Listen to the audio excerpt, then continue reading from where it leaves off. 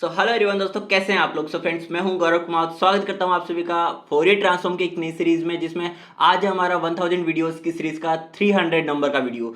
सो friends, Fourier transform की series में देखिएगा आज का हमारा क्वेश्चन क्या बोलता है।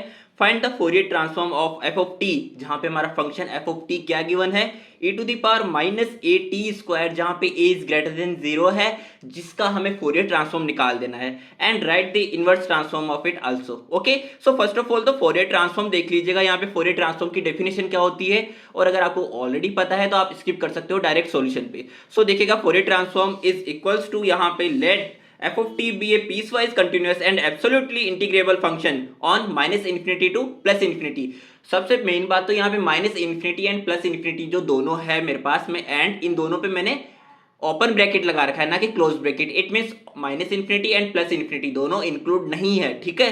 सो यहाँ पे इस ड्यूरेशन में हमारा जो फंक्शन है वो एब्सोल्युटली इंटीग्रेबल होना चाहिए, एंड उसके लिए हमारा एफ ऑफ टी का फोरियर ट्रांसफॉर्म क्या हो जाएगा। देखिएगा, हमारा फॉर्मूला कहता है Fourier transform of f of t is equals to, जिसको हम एफ ऑफ ओमेगा भी कह सकते हैं, इज इक्वल्स टू 1 अपॉन में root over 2 pi integration limits from minus infinity to plus infinity f of t e to the power minus iota omega t d t, ठीक है। सो यहां से देखिएगा, अब फर्स्ट ऑफ ऑल तो हमें जब E to the power minus A T square का निकालना है, तो एफ ऑफ टी जिसकी वैल्यू है उसको हमें डायरेक्टली फॉर्मूले में पुट कर देनी है। सो यहाँ पे f of E to the power minus A T square क्या हो जाएगा मेरे पास में, सिंपली यहाँ पे f of minus A T square जो हमारे पास में फंक्शन था वो हमने यहाँ पे लिख दिया है E to the power minus A T square. So देखिएगा, यहाँ पे दोनों का बेस सेम है तो मैं पावर्स को ऐड करके लिख सकता हूँ, जहां पे मेरे पास में फाइनली क्या हो जाएगा, E to the power minus A T square minus iota omega T, जहां से मैं माइनस को कॉमन बाहर लेके क्या क्या लिख सकता हूँ, इसको ए टी स्क्वायर प्लस में आयोटा ओमेगा टी। अब देखिएगा, यहां से मैं ए को भी कॉमन ले सकता हूं, जो ये हमारा कांस्टेंट है।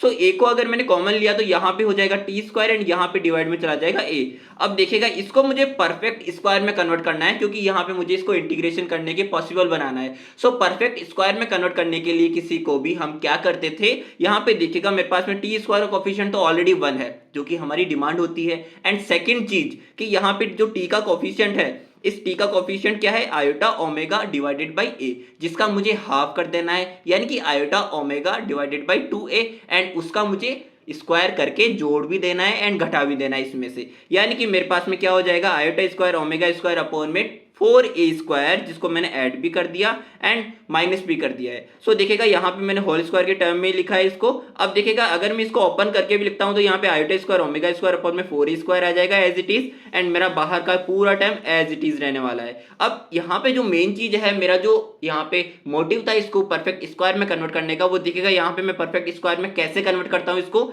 यहाँ पे टी स्क्वायर आ रहा है, यहाँ पे आयोटा ओमेगा टी अपॉन में ए आ रहा है, एंड सेकेंड चीज यहाँ पे आयोटा ओमेगा अपॉन में 2a का होल स्क्वायर आ रहा है।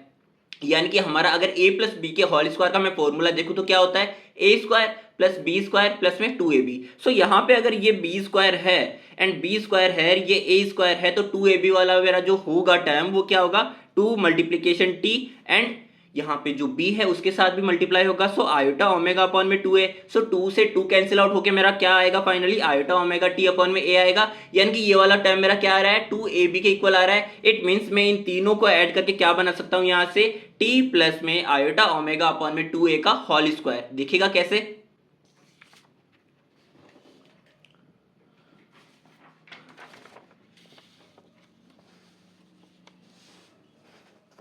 सो फाइनली हमने यहां तक बात कर ली थी। माइनस का ए एज इट इज बाहर रहेगा as a constant, and t plus में आयोटा ओमेगा अपॉन में 2a का होल स्क्वायर मेरे पास बन गया है परफेक्ट स्क्वायर में कन्वर्ट करके। एंड देन मेरे पास में रिमेनिंग जो रहा यहाँ पे टर्म, देखिएगा iota square omega square upon में 4a स्क्वायर रहा। अब आयोटा स्क्वायर क्या होता है, माइनस का 1, यानी कि माइनस एंड माइनस मेरे पास में प्लस हो जाएगा, एंड ये जो मेरा जो ब्रैकेट में है ये बाहर निकल के आएगा, जहां पे मेरे पास माइनस का a है, इसके साथ मल्टीप्लाई होगा तो क्या हो जाएगा, minus of a omega square upon में 4a स्क्वायर, एंड a से a यहाँ पे डिनोमिनेटर वाला कैंसिल आउट होगा तो यहाँ पे माइनस ओमेगा स्क्वायर अपॉन में 4a हो जाएगा। अब यहाँ पे दोनों की जो पावर्स थी जिसका बेस हमने सेम होते हुए ऐड किया था, उनको मैं अलग भी कर सकता हूँ उसी तरह से, ठीक है।